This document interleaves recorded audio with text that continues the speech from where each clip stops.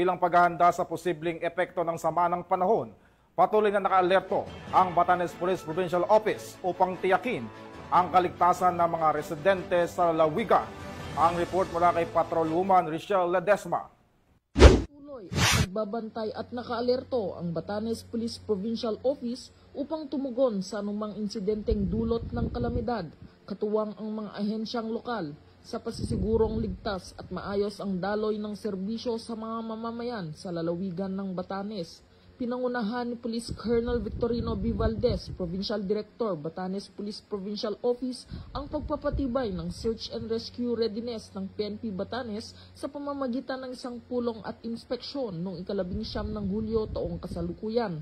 Dahil sa masusing paghahanda at koordinasyon, matagumpay na naisakatuparan ang mga disaster response activities mula sa road clearing operation upang alisin ang mga debris mula sa rockfall hanggang sa bayanihan work sa pag-alis ng mga bangka sa dalampasigan.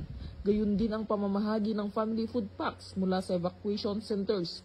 Samantala, patuloy ang pambansang pulisya sa pagpapaigting ng kahandaan at mabilis na pagtugon sa mga kalamidad upang agad na makapagbigay ng proteksyon, tulong at serbisyo sa mga mamamayan na apektado ng sakuna.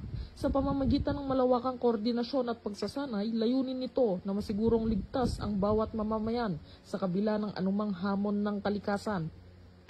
Mula dito sa Lambang ng Cagayan, ako ang inyong Business Network Correspondent, Patrolwoman Ledesma, alagad ng batas na kataguyod ng